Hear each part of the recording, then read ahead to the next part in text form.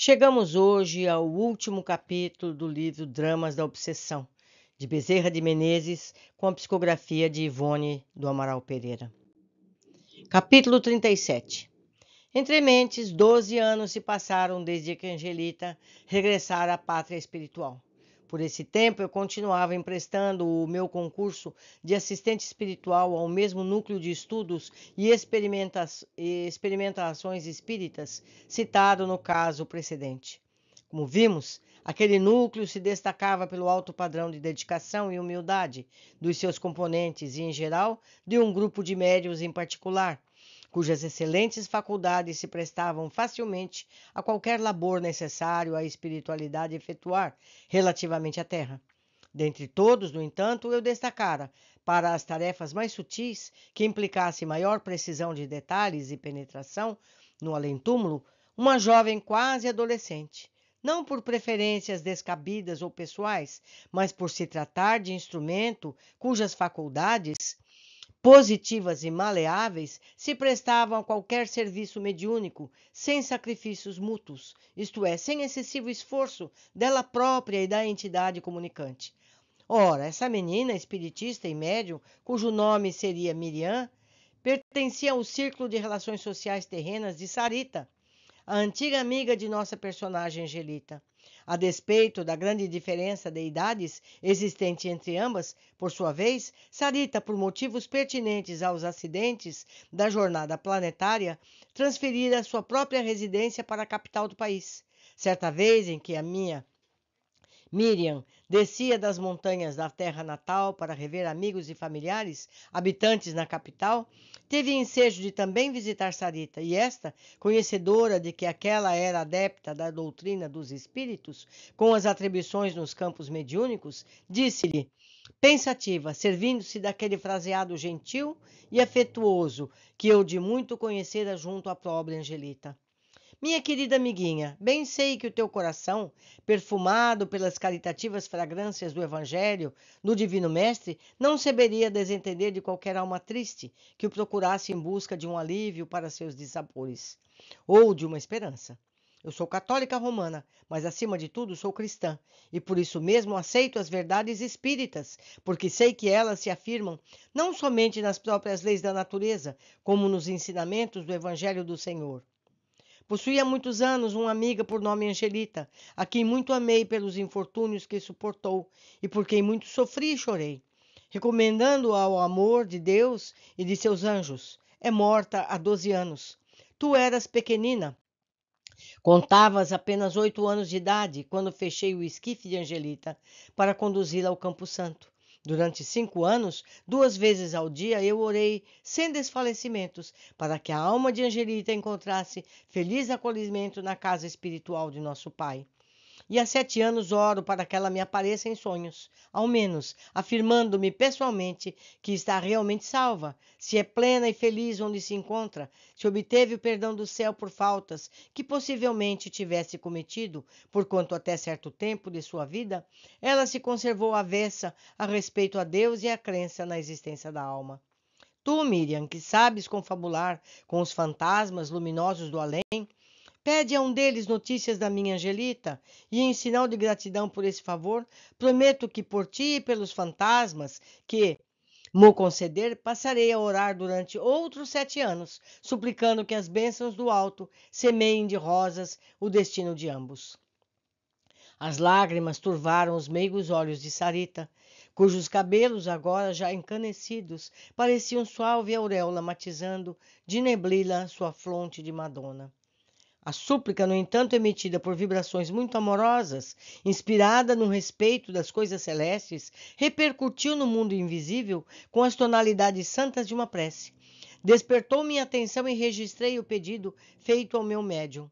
Comuniquei-me com integrantes espirituais da formosa falange de Antônio de Pádua, da qual ela, Angelita, uma de suas pupilas. Acertamos em que o desejo da amável Sarita fosse imediatamente atendido, visto que, sob bejos testemunhos de humildade, fé, amor e perseverança, ela já apresentara as leis eternas para merecer a dádiva a que aspirava. E a fim de que não viesse a se decepcionar o seu coração por um silêncio muito prolongado, o mundo invisível asseverou-me, porém, o espírito, agora feliz, da própria Angelita, que frequentemente a boa amiga vinha até ela, no além-túmulo, durante o sono corporal, que conversavam ambas, se entendiam perfeitamente, mas que Sarita, não possuindo faculdades mediúnicas positivas, não conservava habilidades de deter lembranças para intuições definidas ao despertar. No entanto, regressando Miriam à sua residência na primeira noite de trabalhos, no seu posto de intérprete no mundo invisível, providenciei para que o espírito de Angelita se aproximasse e envolvesse em suas vibrações, materializando-se a sua visão mediúnica, ditando psicograficamente com acentos vibratórios muito positivos, a fim de transmitir mesmo os característicos da própria caligrafia que tivera em vida planetária, uma carta de amor fraterno com o noticiário desejado por sua dedicada amiga que não a esquecera. Jubilosa e feliz, a inválida de outrora, agora espírito radioso, escreveu então pela mão de Miriam, que passiva conduzia fielmente o pensamento que lhe era projetado. Minha querida Sarita, venho finalmente agradecer-te a inapreciável dedicação que há 23 anos me testemunhas. Abençoo-te Deus e seus anjos, minha amiga, pelo valor que, aqui no além-túmulo de onde te escrevo, representou o teu auxílio à pobre enferma que sofreu e chorou durante 11 anos, pois a felicidade que hoje aqui desfruto, em grande parte é a ti que devo. Aqueles serões diários que ao pé de mim fazias, com tuas edificantes leituras, tuas orações generosas, teus conselhos salutares, que me indicaram na reeducação necessária, reeducação que hoje os amoráveis meninos de Santo Antônio de Pádua vêm completando com o favor do céu. Sim, minha querida, estou salva. Estou liberta do peso dos pecados que me amarguravam a consciência.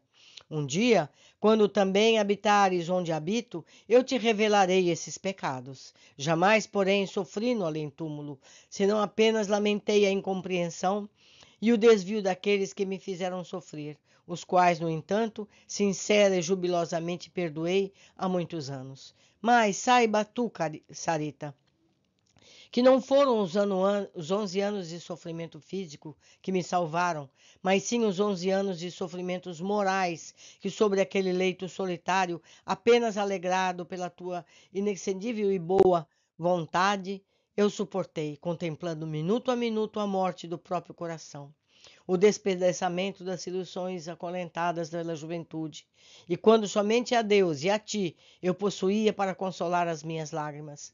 Sê feliz como eu sou, Sarita, e recebe minhas bênçãos de amiga agradecida, os ósculos dos meninos de Santo Antônio, as bênçãos dos céus que nos recomendam amarmos uns aos outros. Tua de sempre, Angelita. Em seguida, o gentil espírito deixou-se contemplar por Miriam em toda a pujança da felicidade descrita na carta psicografada, docemente aclarando por cintilações azuladas longa túnica angelical, estendendo-se em cauda solene e fosforescente, cabelos louros soltos pelos ombros, um balanço de lírios entre as mãos, um braçado de lírios entre as mãos, meigo anjo a quem somente faltariam asas para recordar as visões que inspiraram o espiritual gênio de Rafael, já expungido de sua consciência através das lutas, dos sacrifícios, das reparações, o feio deslize do século XVIII, em Vila Rica, a seu lado 3 lindas crianças pobrezinhas, mas lucilantes angelicais, pés desnudos, lírios entre as mãos. Miriam pôs-se a chorar diante da visão formosa, exalçando o coração em prece de agradecimento. No dia seguinte, enviou a carta a Sarita pelo correio, acompanhada de afetuosa carta onde narrava a visão surpreendente. Ora, do além, estabelecêramos proporcionar a Sarita um testemunho insofismável da imortalidade, um fato concreto que a convencesse da edificasse até o deslumbramento e a alegria, justo prêmio à longa dedicação demonstrada sob os preceitos da lídima fraternidade. Por essa razão, na mesma noite em que um fenômeno acima descrito se desenrolava no receptáculo sagrado das operações mediúnicas, no centro que Miriam prestava atividades, Repetimos-lo exato, real, a própria Sarita, durante a madrugada, fazendo-a despertar do sono que se entregava, para extasiá-la ante o aposento iluminado pela presença da amiga e das crianças, do varão espiritual Antônio de Pádua, dando-lhe a ouvir a voz tão saudosa da amiga falecida e satisfazendo-lhe assim um pedido que, através de humildes e confiantes rogativas, ela suplicava havia 7 anos. Sim, amiga Sarita, estou salva. Estou liberta do peso dos pecados que me amarguraram a consciência. Mas não foram os 11 anos de sofrimento físicos que me permitiram a salvação, mas os 11 anos de sofrimentos morais bem suportados sobre aquele leito solitário, quando somente a Deus e a ti eu possuía para consolar as minhas lágrimas. Radiante e felicíssima, louvando a Deus em orações agradecidas pelo inestimável favor recebido e atribuindo a misericórdia do Pai Celestial e não a seus méritos pessoais, Sarita, já na manhã seguinte, entrou a presentear as criaturas pobres com muitas dádivas, testemunhando gratidão aos céus. Escreveu a Miriam narrando o fato. As cartas de ambas se entrecruzaram, pois pelo caminho. E Sarita e Miriam foram novamente edificadas, certas que mais uma sublime manifestação do invisível, através do amor, da fraternidade e dos doces e imortais alvíceras do Consolador prometido pelo Nazareno. Capítulo último, 38.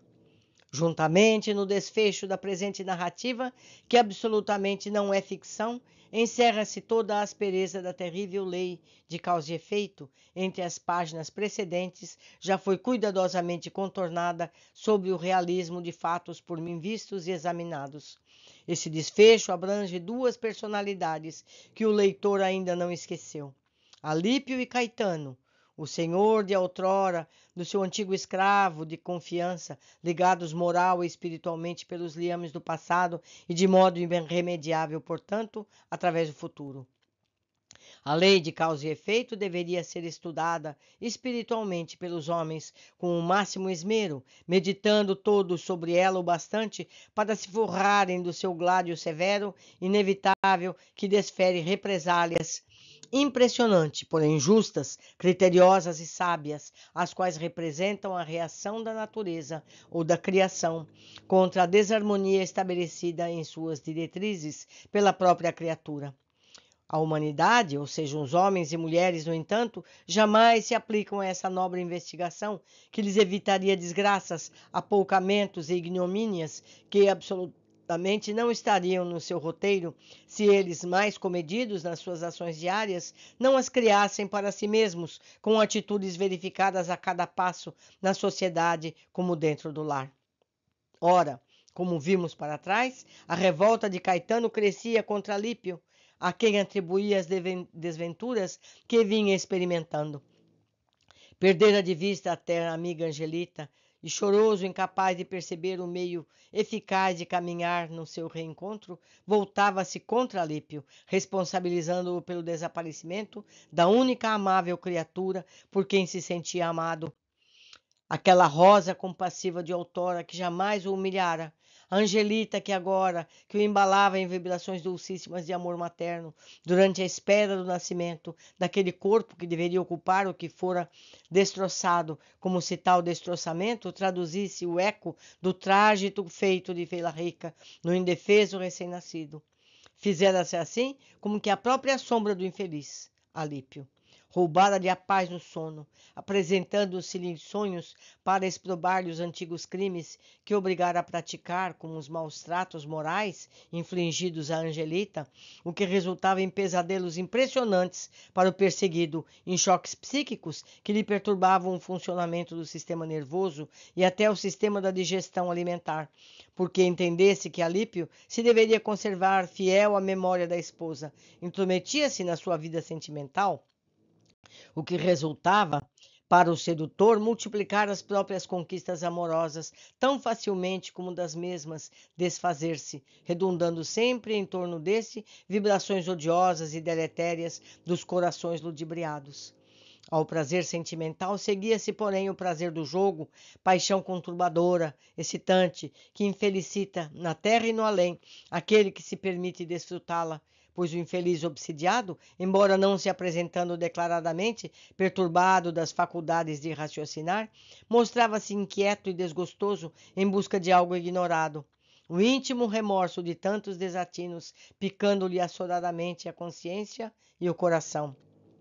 Seguiram-se viagens sempre mais extensas, recordando as efetivadas outrora em Vila Rica, dando aos seus acompanhantes invisíveis, ainda se prendia a recordações do passado, durante as quais quantias vultosas eram despendidas à procura de algo indefinível, cuja ausência o desorientava.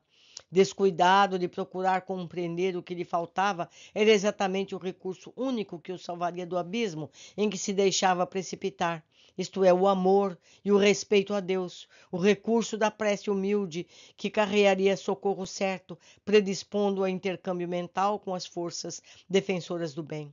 Assim, afeito ao endurecimento secular dos próprios sentimentos, Alípio nada tentou que o auxiliasse a se desvencilhar do perseguidor invisível e ignorado, até que, em uma das constantes viagens que empreendia, inquieto e insubmisso, como a soem ser pessoas fortemente atingidas por assédio obsessor, a trocar de quando em vez de pouso, de um para outro carro, com o comboio em movimento, o desgraçado Alípio, falseando a passada entre os galeios de dois carros, sem ponto de apoio para se reequilibrar, deixara-se cair entre os mesmos, sendo dolorosamente esquartejado pelas rodas do terrível trem de ferro em movimento rápido.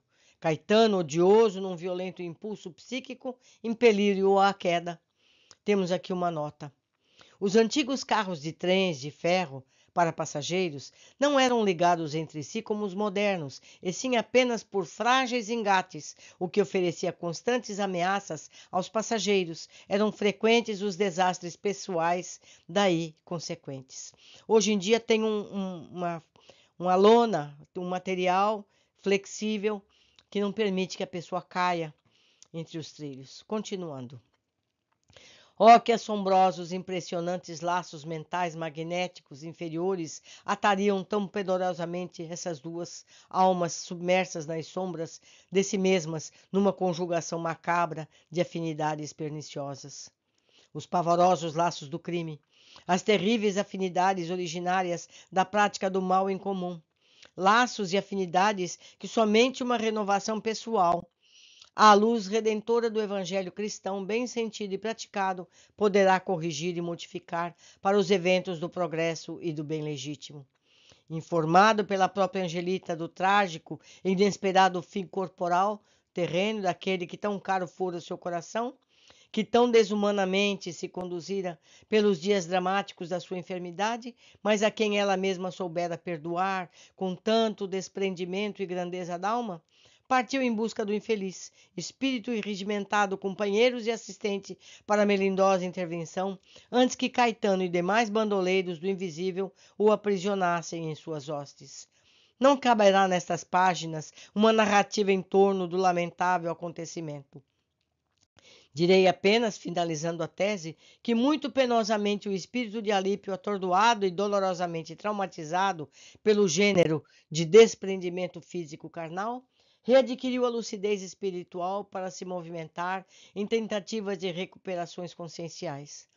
Adotei-o, penalizado, sob meus cuidados espirituais, aconchegando-o ao carinho dos meus benévolos companheiros de trabalho, e assim libertando-o das garras de Caetano. Por ele velei sob a proteção das leis da fraternidade que me permitiram o serviço, notando-o apavorado entre os acontecimentos, disposto a se submeter futuramente aos deveres desprezados durante o estado de encarnação.